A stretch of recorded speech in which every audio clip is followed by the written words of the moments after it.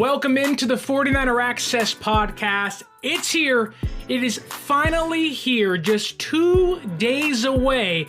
The San Francisco 49ers host the Green Bay Packers at Levi Stadium in the NFL Divisional Round playoffs. The playoffs are finally here for the San Francisco 49ers. I don't know about you, but I was on the edge of my seat during that Lions and Rams game. I was celebrating the Dallas Cowboys choking against the Green Bay Packers, and all of that has brought us here to this Saturday.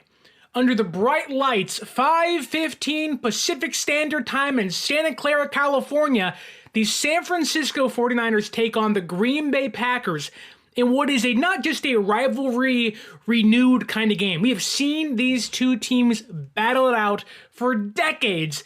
But even since, 2011, 2012, it seems like every time San Francisco goes to the playoffs, the Packers are somehow in their way. And the last 4 times, it has been all San Francisco when you talk about the head-to-head matchup. It's the 10th time these two teams will face off in the playoffs, which is a current or will be a current record once Saturday's game kicks off.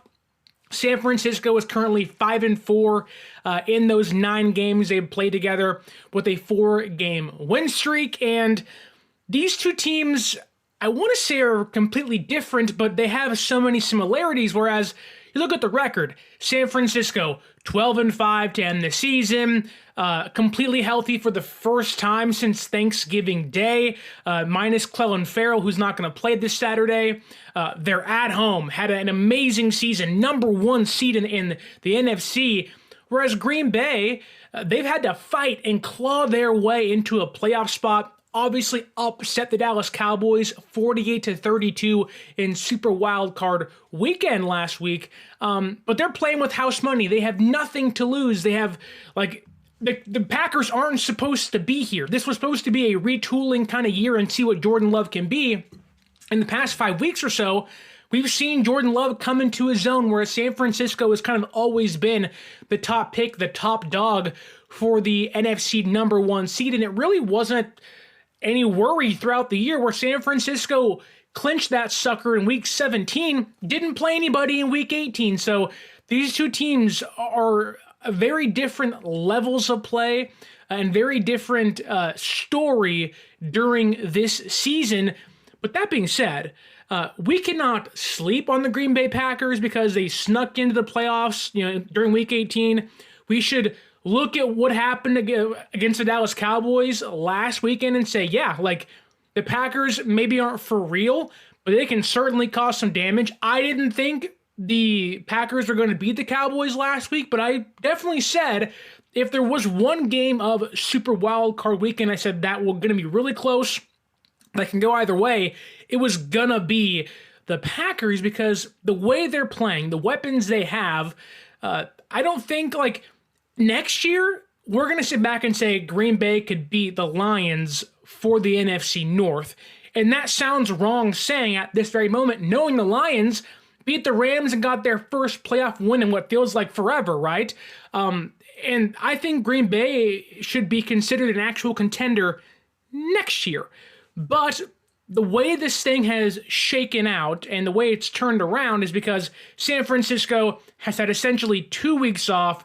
They're healthy, but the rest versus Russ conversation is certainly one to be had. We've already had it here a handful of times, but it's kind of crept itself back up simply because a former Niner quarterback and former Green Bay Packer quarterback who was in the room with Jordan Love, in the room with Jimmy G and Brock Purdy and Trey Lance and Aaron Rodgers and among those other players in these two systems, Kurt Benkert, who is kind of a YouTube phenomenon right now, he said the Packers are riding high, and they've had to play 4 to 5 playoff games to end their season. And he also added to that, saying San Francisco really hasn't played a meaningful, must-win, stressful game in 2 months. I do agree with the statement that yes, there is something dangerous about a young team playing on the road with nothing to lose. They're trying to thread the needle as far as it can go. And I think for Green Bay, you have the makeup, you have the personnel to knock off a team like Dallas, to beat a team like the Lions, to beat a team like the Rams. If they go to the AFC, maybe beat a team like the Dolphins or the Browns or the Texans for that matter. But when you look at San Francisco, I also don't like the idea or the argument they haven't played meaningful football in 2 months. Now, there's a big difference between meaningful and stressful. I think against the Ravens on Christmas Day, that was a stressful, meaningful game that meant something to both those squads. But by the way it turned out, maybe by the end of that game, it wasn't as stressful or meaningful for San Francisco. But then you look at the Eagles game, where you're on the road in Philadelphia. That game meant something to San Francisco. Philadelphia, albeit collapsed at the end of the year, they were the number one seed in the NFC at that time. That game meant something to San Francisco, and they played Seattle twice, once on a short week on Thanksgiving. So I don't agree with the idea that just because you haven't played, a meaningful game the last couple weeks or so, doesn't mean that, you're going to be laid back and you're not going to bring your A game. Like, you played Philadelphia, you played the Ravens, you played the Seahawks twice. All of those games meant something at least one point or another. And I have to ask Kurt Benkert and even yourself, what's more dangerous to you? A team with nothing to lose that isn't supposed to be here, that wants to wreak havoc and thread that needle? Or a team that has everything to lose, that's desperate, that has, since OTAs and training camp, been telling you, me, the media, that our goal is not to get just the number one seed. It's not to be one and done in the playoffs. It's to hoist a Lombardi trophy, a team that has veterans everywhere on the roster who have been in the playoffs year after year, who have fallen short year after year, who have suffered heartbreak the past 3 out of 4 seasons. That, to me, makes the Niners the more dangerous team. All due respect to Green Bay, they definitely deserve, where they are currently. But San Francisco, with a better talented roster, dare I say, or easily a better quarterback, a much better defense, and at least this year, a better quarterback, although Jordan Love is crushing it currently, with a much better running back and weapons. Like, I get you want to give Green Bay the respect. You don't want to overlook them, because if you do, you'll end up like Dallas. But a team that has suffered the heartbreak, that knows the anguish of losing in the biggest game of the season after having it in their grasp, after having the Rams on the verge of elimination to go to a second Super Bowl with this core, you don't think that that team isn't as dangerous? I get it. You have nothing to lose. I could argue the team that has everything to lose is more desperate, will do more things to hold on to what they know they deserve and need to have, and that's San Francisco. I also think it's funny that we talk about rest versus rust, and yes, you can talk about, they haven't played in 2 weeks. This ain't baseball. This is not, I lost my timing on a fastball or a curveball. We saw the Braves this past year, number 1 seed or number 2 seed, whatever it was in the NL. Take a week off, take a week and a half off. Timing's all screwed up. They can't hit, they can't pitch right. Like, this is not baseball. This is football, where teams have OTAs and mini camps and training camps with no really live reps. Like, most starters don't play in preseason. If they do, it's very little. They don't really need to have that timing, because you can simulate more of a game in the NFL than you can in, say, the MLB, for example. I'm not worried about, is Brock Purdy going to have his timing off on Deebo Samuel on slants and crossing routes, or our screen pass is going to be off, or, is there going to be a missed block here or there? In fact, I think we should flip that conversation. If you're that worried about, they haven't played in 2 weeks, they're going to be rusty. The Packers have played 5 playoff games in a row just to save their season, just to be here. And you go on Twitter, I commented on it, that you can see Devondre Campbell, the Packers starting linebacker, who I think San Francisco was going to expose and exploit in this game. You can hear him talking to head coach Matt LaFleur saying, "I'm exhausted." after routing the Dallas Cowboys in an indoor stadium where there are no elements, where you should be in the most controlled environment possible, where you're up like 31-10 at a time.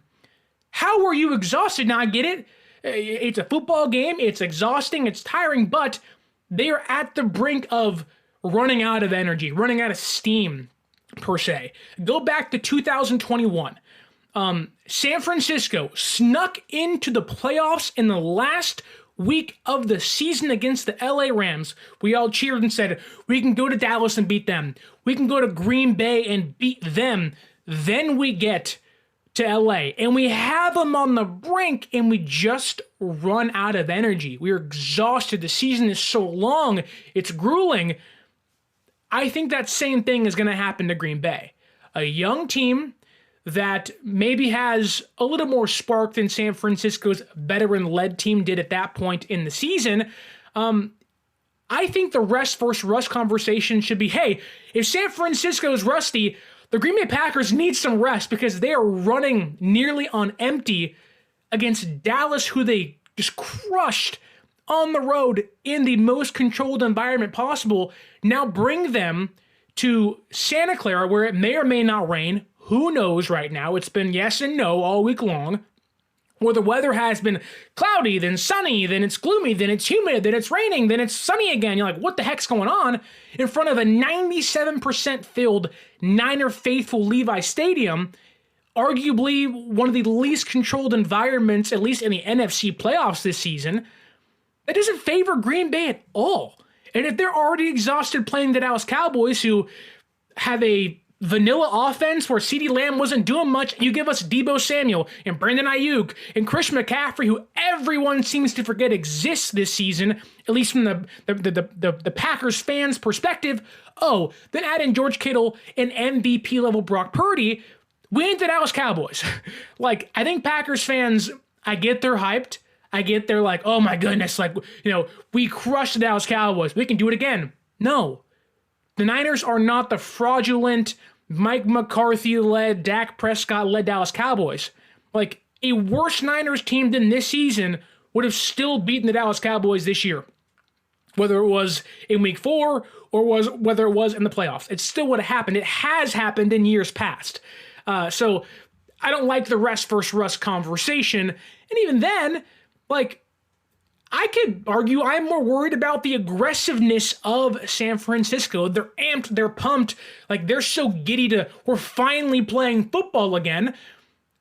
They could be, like, my mind thinks of, Dre Greenlaw's going for a PI. He's going for, a personal foul, an unnecessary roughness call somewhere. He's going to be so amped, he's going to freaking body slam somebody like he did against the Philadelphia Eagles, and then they got Don Sandra out there doing some things on the sideline, right? Like, if anything, I'm not worried about rust. I'm worried about over-aggressiveness, over-pursuing plays, wanting to annihilate a tight end over the middle or just crush Jaden Reed on the end around. That's what I'm more worried about, not as can these guys get up for this game. And then you keep looking at how this week has progressed, right? You can give the Packers all the respect in the world. They put up 27 points on Dallas in the first half. You cannot let the Packers get out to a hot start, which, again, lends into the rest versus rust conversation. The difference here is that the Packers weren't giving Dallas bulletin board material, whereas, weirdly enough, they continue to give the Niners bulletin board material. I'm sure you saw it on Twitter or X or on social media. If you follow us on those platforms, you definitely saw it on there from me. ESPN Milwaukee and former Packers tight end Mark Chmura, who I understand has his own interesting history with babysitters. I won't go too further into that, but he was quoted in saying, "I don't condone this, but I kind of do. A 15-yard penalty for a late hit on Brock Purdy is not a bad thing, as long as it's worth it." I will say this. I am 1,000% okay with smash mouth, lay him out, hard hitting Ray Lewis, Lawrence Taylor back in the day, where you're hit sticking some fools. I am so okay with that as long as it's legal. You never try to hurt somebody. Whether it's in baseball where you're trying to hit somebody in the ribs, no, hit him in the thigh, hit him in the caboose, the trunk, right? You never want to try to hurt somebody. You don't go for the head, right? In the NFL, you don't try to hurt another opponent. You know, Albert Hainsworth stomps someone. You don't, Ndamukong Suh twist someone's ankle left and right. You don't do those things. Mark Chmura, my guy, you played in the NFL in this rivalry, and your response is, yes, take a late hit on a quarterback, risk getting tossed out of a game, and potentially injuring Brock Purdy. If that is not the most weak-minded thing to say, like, I would never say, go out there and try to hurt Jordan Love. Take a shot. Now, if Jordan Love is running as a runner and he doesn't slide and he doesn't, dive forward and he's going to be standing up legally, give him a hit. That's fine. That's legal. If Brock Purdy's doing the same thing and he's not going to get down, they are putting themselves in harm's way and they know that, but you should never be trying to hurt them. It's never, I want to give someone a concussion or a stinger or break their leg. You don't want to do those things. And for a former player who's supposed to be one of the boys and protect your own, you're advocating for hurting another team's quarterback by taking a cheap shot 15-yard penalty. That is one of the most Bush League things I've ever heard. In fact, this Niners team has an example of this. Go back to 2019, 2020. Niners, Chiefs, Super Bowl matchup. What does Mike Florio say the Niners should do? Go out there and take a shot at Patrick Mahomes. No! Never cheap shot anybody. It's like, these are people's lives, livelihoods. Why would you want to risk injuring that player, hurting their lives, hurting their career? Like, that's stuff you point to and say, like, seriously? Like, Kareem Jackson for the Broncos got suspended 3 times this year, and indefinitely for one of them because he couldn't stop helmet-to-helmet hitting receivers and tight ends and running backs. The league said, hey, you cannot do this. What do you think's going to happen come playoff time if you're crushing and trying to illegally hurt right now one of the MVP favorites in the league in a playoff game at their own place? Like, and especially for a fan base that has lost 3 quarterbacks last year alone, had to have Brock Purdy play with one arm, unable to throw, you are telling that fan base you want to hurt your quarterback again. It's a bad look. Like, if I heard that name, Dre Greenlaw, and you're taking shots at my guys, you're getting haymakers, brother. Like, there's a reason why he boxes in the offseason. Like, you're getting peanut punches night and day. Like, if I'm Trent Williams and anyone's even close or breathes on Brock Purdy, bang, on the ground. Like, there is no room for that in the game. None. And there's no room for a former player to say those things because all you're going to do is rile up the team you're trying to beat, which is already tough. The Packers have to play a perfect game or near perfect game to beat San Francisco. San Francisco can play a B- game and beat Green Bay, but they want to give them more energy, more reason to get up for you other than hosting a playoff game in which the starters haven't played in 2 weeks. It's not a good look for the Packers, for ESPN Milwaukee, and for Mark Chmura, but if his history would show, maybe he doesn't care too much about how he looks in the media's eyes. That's off the field stuff. That is a non-player making those statements. Then you go to a less egregious version of that, and you go to Packers, I believe, rookie, if not rookie, second-year player Devontae Wyatt on the defensive line, and they asked him about Brock Purdy, and this is what he had to say about this year's MVP or one of the MVP favorites.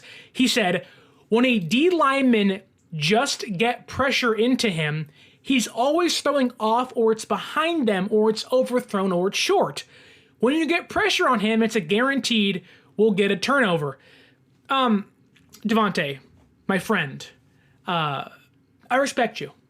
That is the most ignorant, dumb thing I've ever heard about Brock Purdy. Are you Nick Wright? Like, Sure, Brock Purdy's had his bad games, but it feels like the Ravens fan base and Matt LaFleur and Joe Barry, the defensive coordinator over there, has only shown the Ravens fan base and the team has only shown the Packers fan base and team the Ravens game, where I think we all sat back and said, that's not pretty, that isn't good, but that's a one game, that's ugly, but it's one game. It's not, who Brock Purdy's been all year long, but it feels like that's the example they're using as to who he is. No. Here's some stats to disprove everything Devontae Wyatt just said. So, Brock Purdy, when pressured this season, has the highest passer rating in the entire NFL, has the highest yards per attempt, has the best completion rate, has the 5th highest PFF grade, is the number 1 QB when pressured since week 10, and the number 3 quarterback in the entire NFL when blitzed since week 10. So again, I ask you, Devontae Wyatt, you coaching? You watching? What are you looking at that makes you say, yeah, when we pressure Brock Purdy, he turns the ball over a lot? Ravens game, yeah, three INTs, wasn't pretty. Did you watch any of the other 16 games he played in? Because, yikes, my friend. How do you not look at that and say, wow, that wasn't a great game, but other than that, he's been a top echelon quarterback when pressured. And we've seen it plenty of times here in San Francisco, I guess in Santa Clara, you might say, that when Brock Purdy gets pressured, unlike what Cam Newton has to say, he isn't a game changer. That's a lie. He is a game changer. And this isn't to say that Brock Purdy can't throw picks or isn't going to make mistakes, because he will. That's the NFL. You pressure a quarterback enough, it's a higher likely, or it's more likely he'll make a mistake. Of course it is. Ask any quarterback ever. You get pressure on them. You put Rashawn Gary and Preston Smith in the backfield, the higher the chance he'll make a turnover. Of course, any quarterbacks that way, from Mahomes to Brady to Manning to Brock Purdy to Jordan Love. You pressure these guys, it's more likely they're going to make a mistake. That being said, this year, even if Purdy does make a mistake or two, he's been arguably the best quarterback in the entire league when pressured, when blitzed. Here's the thing. We've gone from, wow, Brock Purdy's on a really good team, to now it feels like everyone's only talking about Brock Purdy and giving him all the credit. And you're yeah, but you're forgetting that he is the best check down option in CMC. So when he's pressured, he's guaranteed 5 or 6 yards right there on a check down. You're acting like when pressured, he's not going to find George Kittle and Deebo Samuel on flat routes over the middle, on short and shallow crosses. It's not like it's just Brock Purdy. It's this is not a quarterback-only system. Yes, Brock Purdy makes this system better. We've seen that this year. But it feels like that a lot of the Packers themselves are forgetting that that it's not just Brock Purdy on this offense. Nobody's talking about Christian McCaffrey. Nobody. It's just yeah, well, we stopped Brock Purdy, we stopped San Francisco. No, that is not the case at all. That's what makes them so dangerous.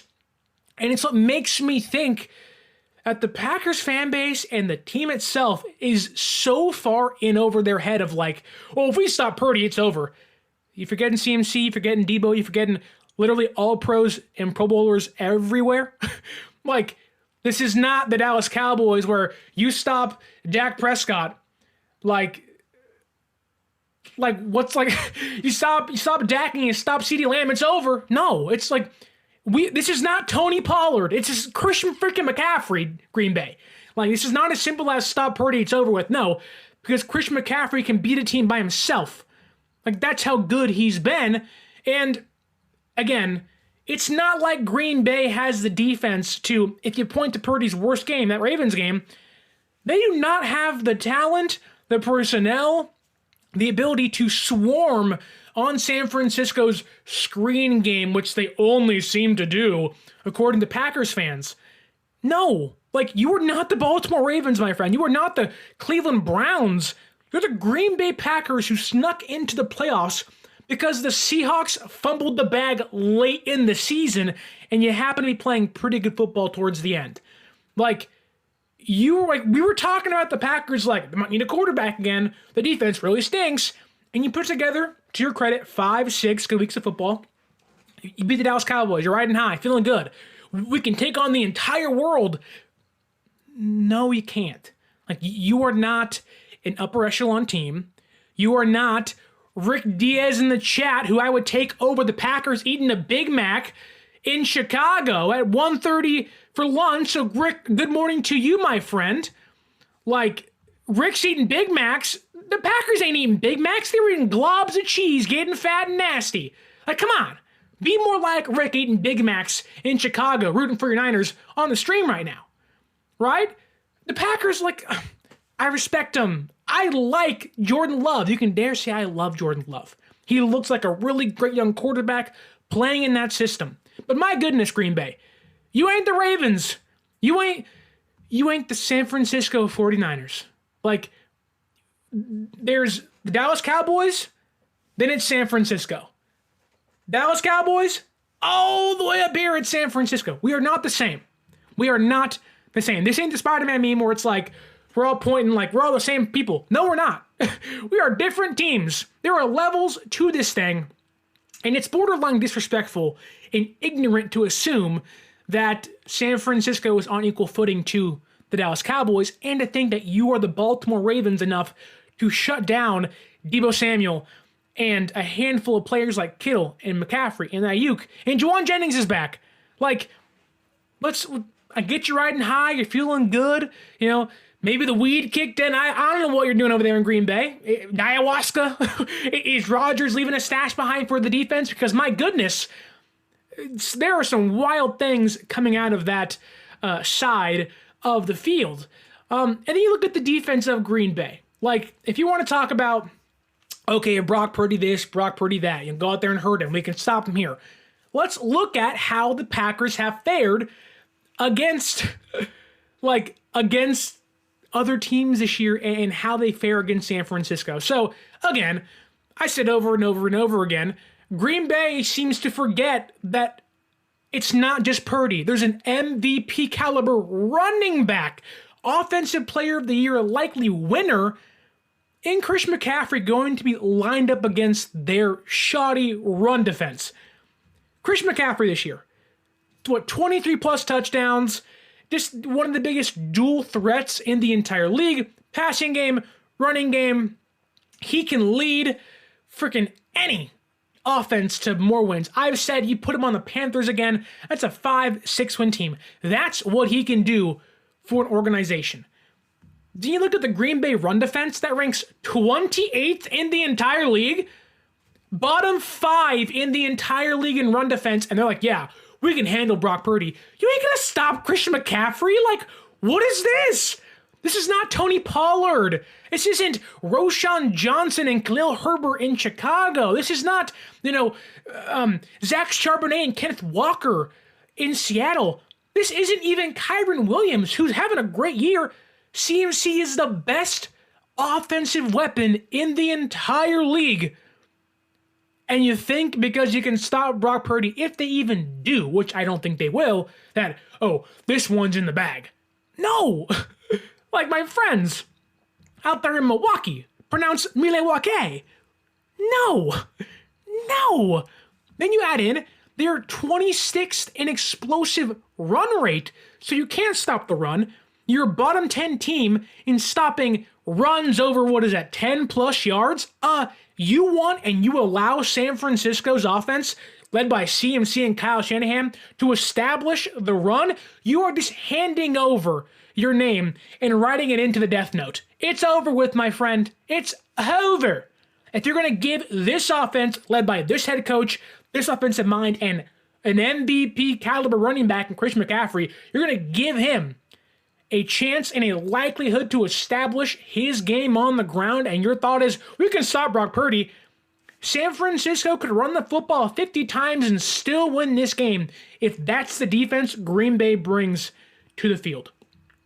Then you add into that the Packers Their defense this year, which has been really shoddy, albeit playing better as of recent, the Cowboys game being one of the better examples of that, they're 31st this season in explosive pass rate allowed. They're the second worst team in the entire NFL in allowing explosive passing plays. Night freaking night, my friend. Like, what do the Packers see in themselves that makes them say, yep, we can stop the Niners? Have confidence in your defense. I so get it.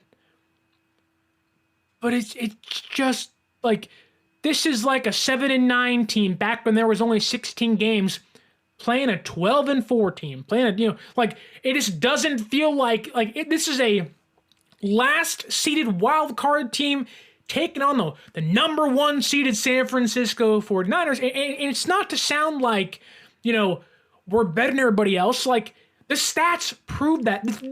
This is not, the Giants knocking off the Patriots in 2007 to end their season where they played each other earlier in the year and it was close and the Patriots just skated by and it was a rematch. And you're like, man, the Giants had that elite defense and they have a three-headed monster and Jacobs and Ward and Bradshaw in the backfield and Eli Manning. The Packers really aren't great at anything all year long. The offense has come along and it looks really good. Jordan Love playing great. But if this game is going to be a back and forth of who scores more, my money's on the best defense on the field to make a stop here or there, and that's San Francisco, because Green Bay's defense, unless somehow, some way, San Francisco craps their diaper and you're like, the red touchdowns are now brown, like what's going on? Like, that's the only, San Francisco has to play a D- game to lose against this Packers team. That's how crazy it is. Like, since week 10, the Packers defense is 31st in success rate, meaning teams have been able to methodically move the ball down the field. If you want to keep the ball away from Jordan Love in this game and say, look, don't let the guy riding high beat us, fine. San Francisco should be able to do that. And again, if it's a 3rd and 6, it's not like Green Bay's passing defense where you're like, oh, they got us here. It's 3rd and 6, 3rd and 8.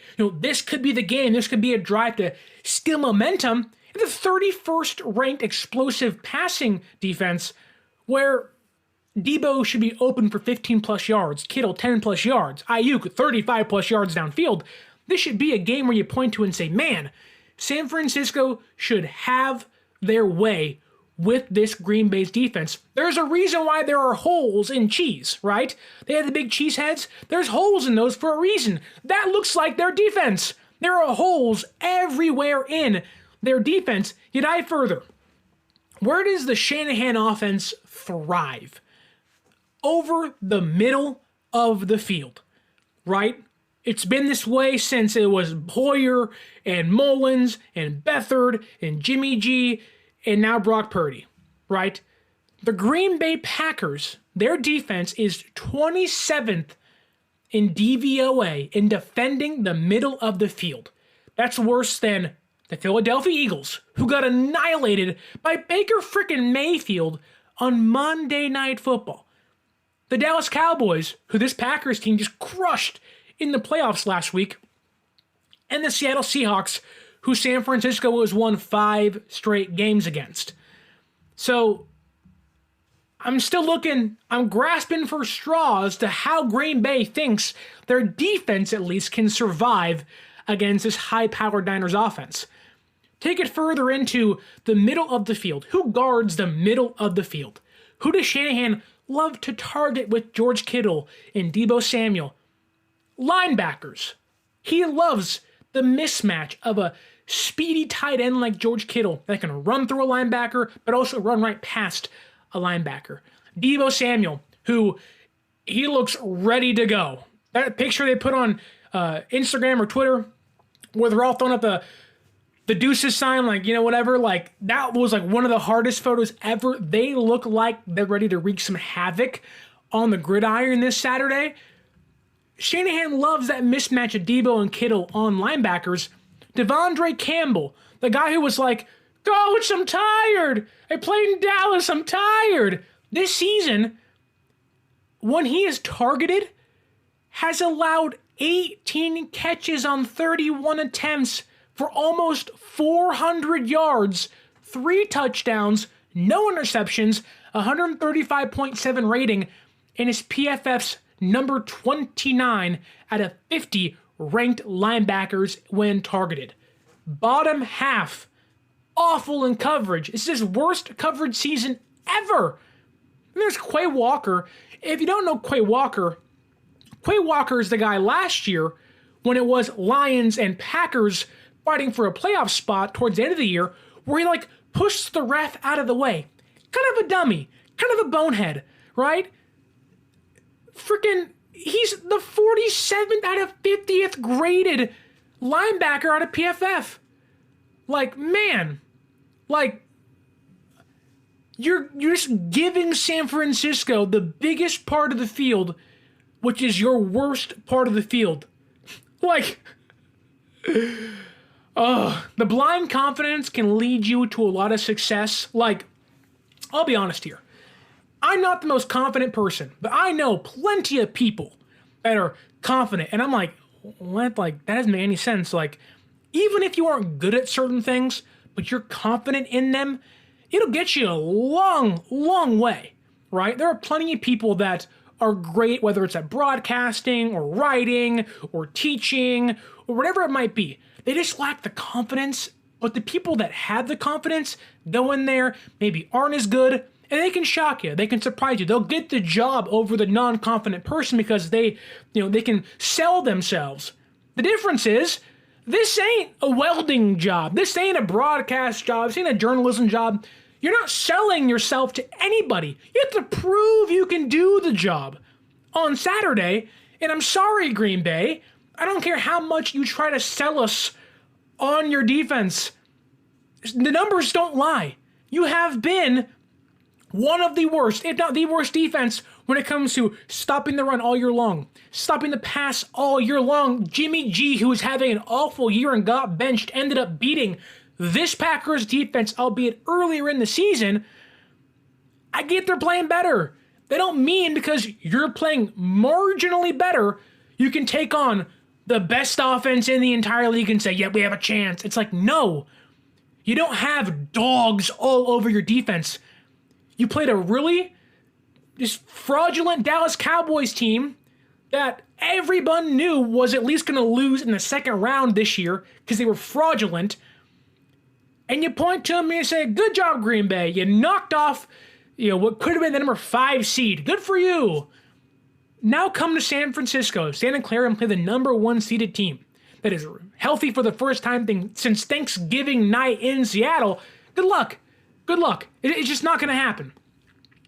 Keep moving down the board. Jair Alexander is iffy, may or may not play. This is a game where, let's say San Francisco reverts to a very screen-heavy game. Just dink and dunk, which I don't think they will. But let's say it's a, Christian McCaffrey, here's 5 carries, boom, boom, boom, first down. And they want to open the play-action game or just get the ball into their stars' hands, let them set the tone. You don't think Deebo Samuel is not going to run through Jair Alexander? You don't think he's going to run through Darnell Savage? I mean, come on.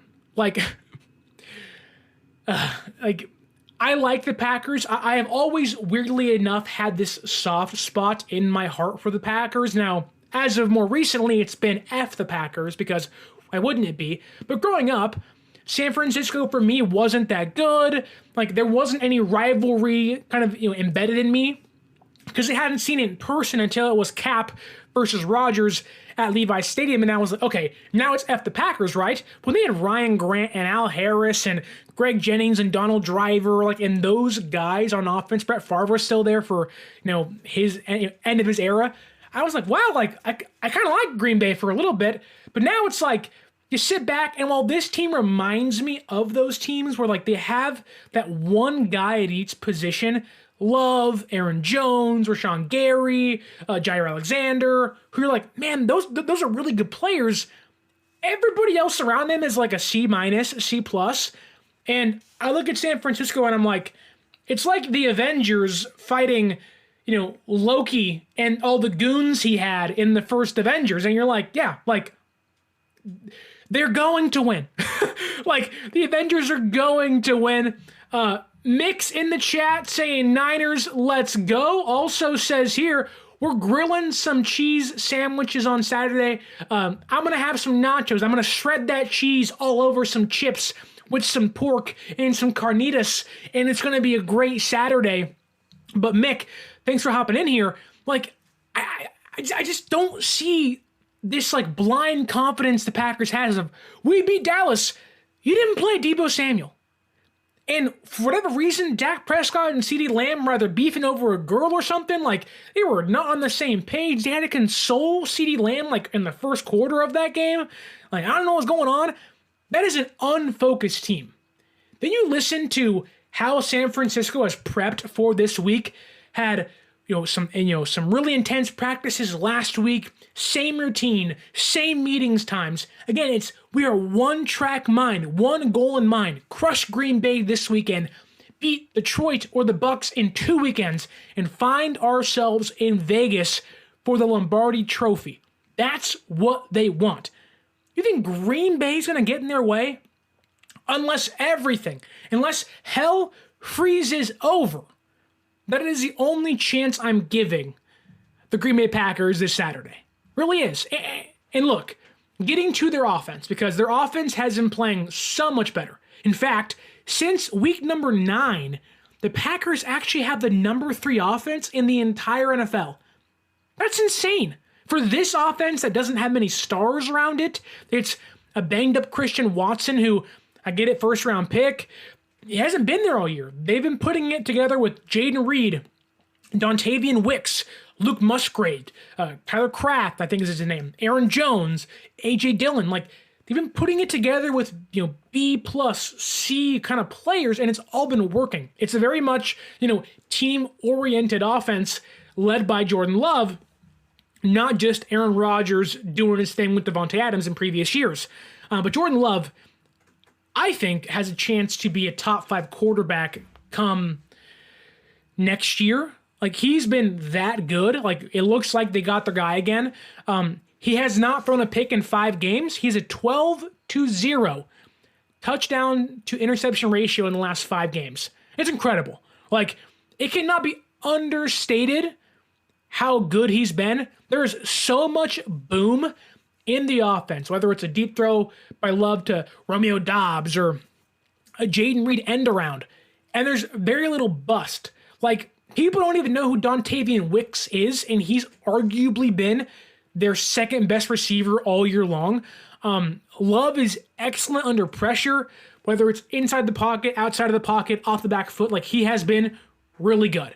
I know I just crap on their entire defense and gave them no shot to win. If Jordan Love plays like Jordan Love did last week, darn near the most efficient quarterback in this playoffs so far, maybe it goes from 99% chance for San Francisco to 85% chance, 75% chance for San Francisco. I do think there is a glaring hole in his game, that being Jordan Love's, where it's like, how do you stop that guy playing excellent football? Against man coverage this year, his QBR is 68.8, 23 touchdowns, and 1 interception. It's just like, whoa, that's incredible. Then versus zone coverage, which San Francisco runs at the 7th highest rate this year, Jordan Love is a 62.4 QBR, only 8 touchdowns, and 10 interceptions. Now, I get it. You go to the Dallas Cowboys game last week against the zone, Love was 7 for 10, 120 yards. But you watch that game, and yes, the Cowboys have, no pun intended, stars all over the place. But they looked like it was a bunch of guys playing for themselves, miscommunication everywhere. The game plan they had set up just like wasn't working. There were tight ends and receivers streaking wide open all game long for the Green Bay Packers, and it just felt like there were so many individual pieces not working in unison. Whereas you give San Francisco which Kyle Shanahan said they were working on the Packer film at halftime in that Dallas Cowboys game. You give them 6 days, 7 days to watch this film, study this team, where Shanahan knows LaFleur and has owned LaFleur outside of one game where the entire team is banged up at home with Josh Norman playing cornerback for this team in 2021, right? This should be a time for San Francisco to literally have the expertise out for the Green Bay Packers. San Francisco's defense, again, 7th highest rated zone rate in coverage this year, only given up 5 touchdowns, and they picked the ball off 14 times. 14 times. Like, again, Love's playing great. His weakness has been zone all year long. Even if he's going to have a similar game or a close to similar game as he did last week, there's not going to be guys running wide open. Like Lenore and Ambry Thomas and Fred Warner and Dre Greenlaw and Jair Brown, if he does start in this game. Deshaun Gibson, they are not going to be blowing 10 coverages, 7 coverages. They're going to be moving as a unit. You know, one of my favorite sports movies is The Mighty Ducks, right? Quack, quack, quack. You know, ducks fly together, right? San Francisco's kind of like that. They're going to be in V formation all game long, flying together, right? Whereas Dallas, there was a guy to the left, a guy to the right. They were in the big L formation. It was like, we're playing to lose this game, right? And San Francisco going to be in W or V formation, flocking, flying together defensively. Like, there is no confusion. Like, you give Nick Bosa and a healthy Eric Armstead, we'll get to him in a second here, Javon Hargrave and Chase Young. Like, Dallas don't have, like, I get the Packers were able to stop Micah Parsons. The difference is Dallas doesn't have those dogs on the inside. Like, they have Parsons, that's one guy. They have Lawrence, that's another guy on the outside. You get to the inside, it's Kalijah Cansey or no, not him, Massey Smith, excuse me, and there's no one else really in there. You give Hargrave and Armstead on the inside to force Jones either into the teeth of the defense or kick him to the outside of Bosa and Warner and Greenlaw and Mooney Ward. Like, you're just feeding into what San Francisco wants to do, right? And for the Packers, I think if you're San Francisco, just like the Packers fan base, maybe the team itself has kind of forgotten about Christian McCaffrey, we cannot forget about Aaron Jones. Aaron Jones has been hurt all year long, but now that he's back, in his last 4 games, against Carolina, 127 yards, against the Vikings, 120 yards, against the Bears, 111 yards, and against the Dallas Cowboys, 118 yards. He is having the best 4-game stretch of his career. The difference is San Francisco, in a weird way, which I know fans have come around to him, they've gotten their run defense X factor back. That's Eric Armstead. Now, San Francisco this season has the 15th best DVOA against the run, right smack dab in the middle of the entire league against the run, right? But with Eric Armstead off the field, they're a plus 0.02 EPA. It's basically a way of saying they're above average with Armstead off the field. With Armstead on the field, they are a minus 0.14 EPA. That is excellent. And you're getting that player back. That is your run defense X factor. You ask Eric Armstead himself, you listen to his podcast on Title League, he will say himself, I am there to stuff the run. You give him a week of practice, a week in that room, and say, hey, the run defense has been fine without you. There's been certain games it wasn't great. There's been certain games it's been bad. There's been certain games it's been good enough, right? It's an average run defense. Then you put Eric Armstead back in the fray next to Bosa, next to Hargrave, next to Chase Young. You're like, damn, like we got the dude back. That's going to take our run defense from average to a top 10 unit in the entire league. For Aaron Jones, San Francisco can't neglect to stop him. You stop Aaron Jones, which you put Armstead back in the fold here, it should be a little easier for you. You make Jordan Love be the reason they have to beat you. You make Jordan Love, a young quarterback in his first ever playoff game, against an elite or at least top 10 defense in football with edge rushers galore, an all-pro cornerback, and really 2 Pro Bowl and 1 all-pro level linebacker. Like, this arguably will be his biggest task ever. Like, I'm sorry, beating Dallas, great time, great game for him. It's not that impressive. Like, it's weird to say, it's not that impressive. Love was impressive, but doing that is not that impressive to me, at least. Like, at some point, we all expected that to happen. Josh Dobbs beat the Dallas Cowboys, right? And for the Green Bay Packers, they love to run behind the right guard. It's right guard, in between the guard, center, and tackle. Boom, right guard. You stuffed that hole, that's where they targeted Dallas all game long, and Dallas couldn't stop it. You stopped that, and you tell first playoff game ever in his career, Jordan Love, beat us. We dare you. Try to keep up with our offense while your offense becomes one-dimensional. Now, it's so much easier said than done. San Francisco has had run defense problems all year long, minus Eric Armstead, and they've also had a hard time tackling consistently. And, well, even though San Francisco and those problems might still arise, I would lend and certainly lean towards SF getting the win. You cannot neglect that San Francisco has had those problems, nor can you neglect that Aaron Jones has played a major factor in what Green Bay's offense and why they've gotten so much better. And the reason why their defense has looked better as of lately is because their offense is running the football more effectively and their time of possession has been so much higher. The less their defense is on the field, the less bad it can be. If you're San Francisco, you want to keep their defense on the field, stop Aaron Jones on their offense, make Love have to pass the ball, right? Make him have to beat you.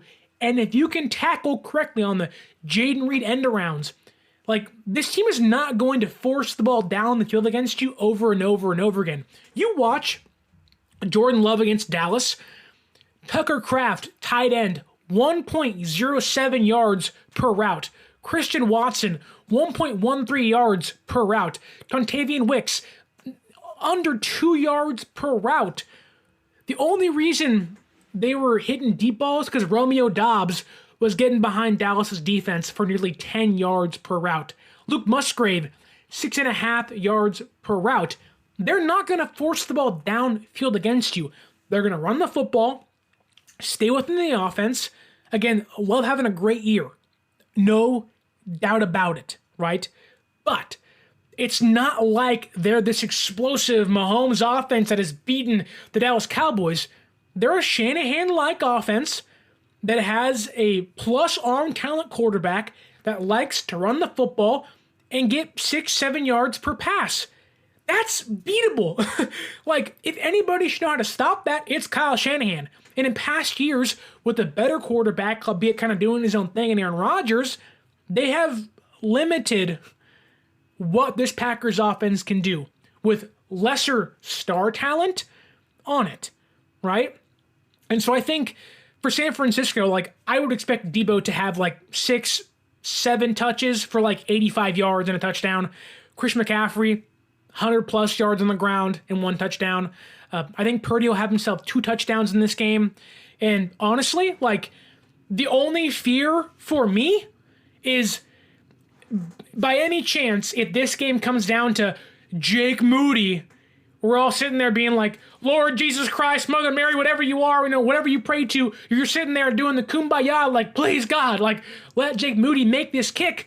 But even then, this is the perfect game for Jake Moody to miss kicks, because you have Anders Carlson, the kicker for the Green Bay Packers. He's missed a kick in 9 of his last 11 games. Like, the dude sucks. If Jake Moody is a talking point here, having missed 1 PAT all year long, Anders Carlson might as well be arguably the worst kicker in the entire league to not have been cut so far. They're wishing they had Jake Moody. They're wishing they had Zane Gonzalez, to a point of Rick Bisaccia, former Raiders interim head coach, now Packers special teams coach, is being asked, do you have faith in your kicker? Do you trust Anders Carlson? The answer is no, but we don't have a choice. There's nobody else out there.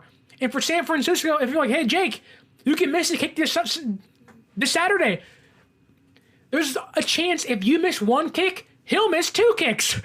Like, there really is an all-around confidence in me. And I get it, right? We sit back for a week. We watch other teams have success. We watch other teams play well. And you go, ooh, how are we going to beat the Lions? Oh, the Bills look pretty good. The Packers, they crushed the Cowboys. Don't forget how good this team has been this year.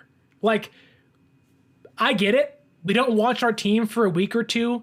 We don't watch starters play for a week or two, right? And you start to kind of sit back and let the doubt creep in, right? You let the thought of, and you're seeing other teams play well, and your thought is, how can we beat those guys? Like, oh, they're a big test. You don't think that the Green Bay Packers aren't like, oh, we have the biggest test of our lives. We did not want to draw San Francisco, right? No team wants to play us in the NFC. No team does. No team in the AFC wants to play us. Even the Baltimore Ravens. Like, I get they beat us. They know for a fact they're going to get at least a better game against us again if we play again, right? But don't let the success of other teams scare you because we haven't seen our team play in 2 weeks. Like, it's like in a world where there's so much going on, work, wives, husbands, relationships, so many other things, friends, family, dogs, cats, whatever it is, payments, bills. There's so much going on where on Sunday, on Saturday, you get to watch other teams play. You don't, like, the Niners aren't in your life for 2 weeks. You tend to forget. I forget. I start to go, well, can we actually beat the Packers? Then you sit back and you watch, you listen, you read, you dive into the stats, and you're like, hell yeah, we can. And it shouldn't be that hard. So don't let the doubt creep in. This is an MVP caliber quarterback with an MVP caliber running back, an all-pro first-team tight end, an all-pro second-team receiver, a former first-team all-pro receiver in Deebo Samuel. It's an all-pro first-team left tackle in Trent Williams. It's an all-pro first-team linebacker in Fred Warner. It's a second-team all-pro cornerback in Mooney Ward with a handful of Pro Bowlers around them, right? This team is stacked. Don't let the success of mediocre beating mediocre go, man, I don't know now. No, this team, myself, you, don't forget how good we've been all year long.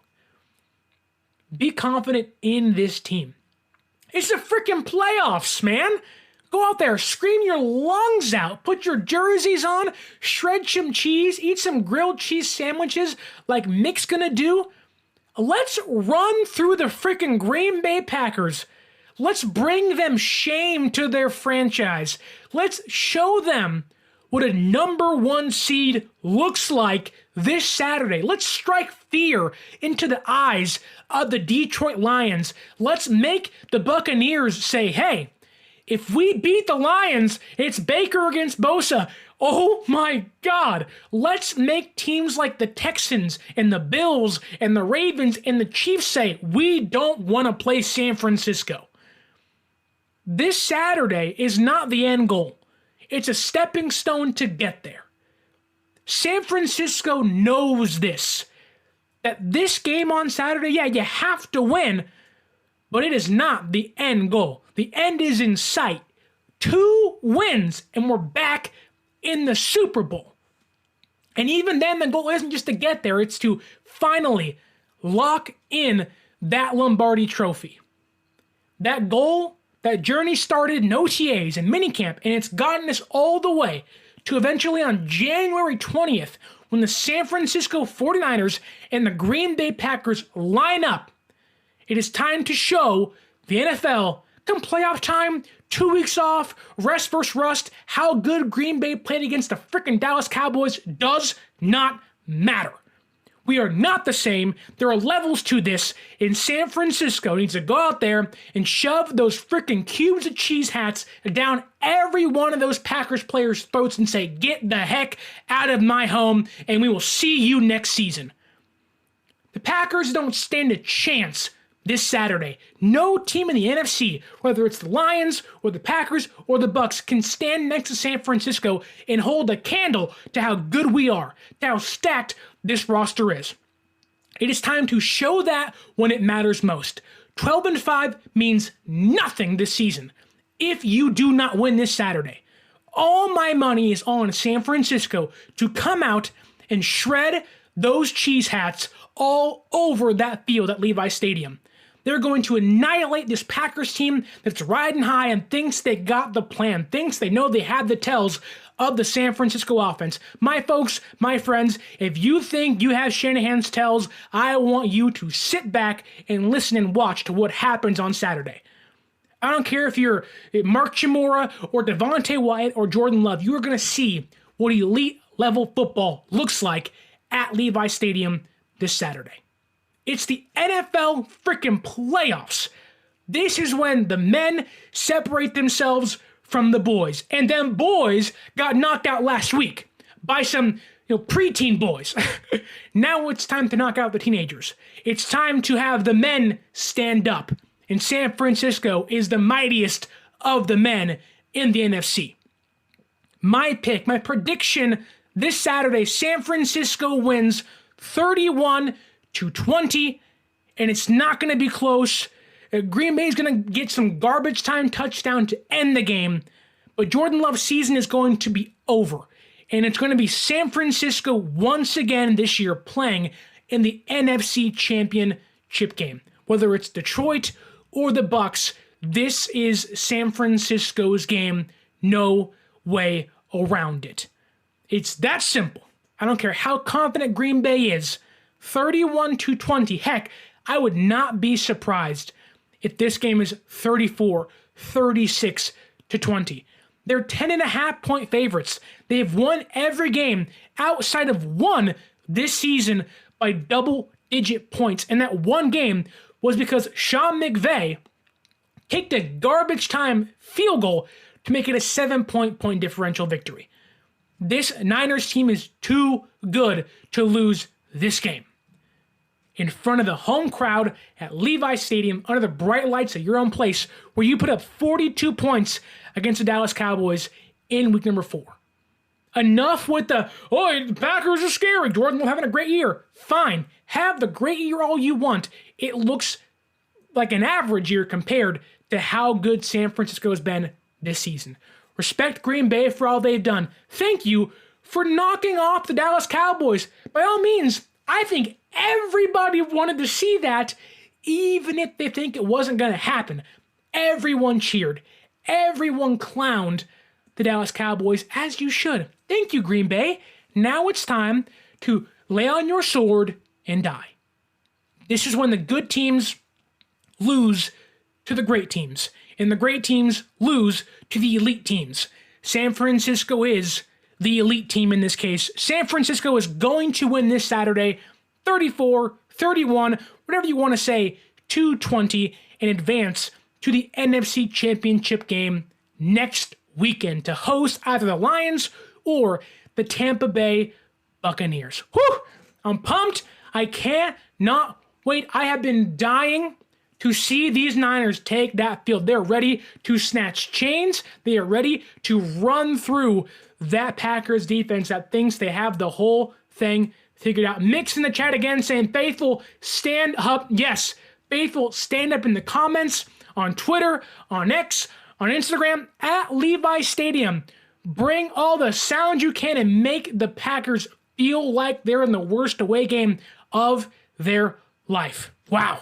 Niners and Packers this Saturday, 5:15 at Levi Stadium, Pacific Standard Time.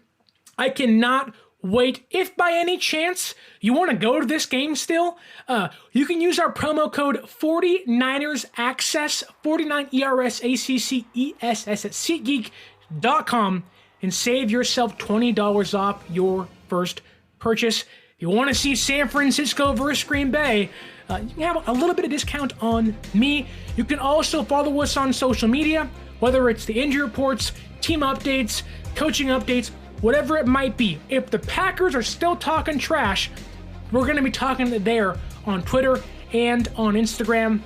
The X or Twitter is 49ers_access. The Instagram is 49ers.access. Over 24,000 followers on both those platforms. Let's keep those numbers rising. If you can, if you would, please like, share, and subscribe to the audio platforms and on YouTube. It's the freest, it's the easiest, and the cheapest way to help the show. If you're a Niner fan and you're hyped as I am for Niners versus Packers in the playoffs, you are going to want to subscribe, like, and leave a review to the show. We are taking this boat all the way to Las Vegas and will settle for nothing less. And this Saturday is the first victim on our list. San Francisco is going to win and annihilate the Green Bay Packers. With all that being said, thank you for watching. Thank you for listening. My name is Sterling Bennett saying, look, Saturday, Niners, Packers, let's shred some cheese. Let's have a grilled cheese sandwich on me. And let's go freaking nuts and crush the Green Bay Packers. Enjoy some playoff football. Heck, maybe even DeMeco Ryans and the Texans knock off the Baltimore Ravens. How great would that be? To watch the Ravens lose and the Niners win? Wouldn't that be something? Whew! I'm out of breath. It's been over an hour. We're having a great time here on the show. Again, like, share, subscribe, leave that review. And until the victory Sunday this week, Niners are going to win and stay faithful.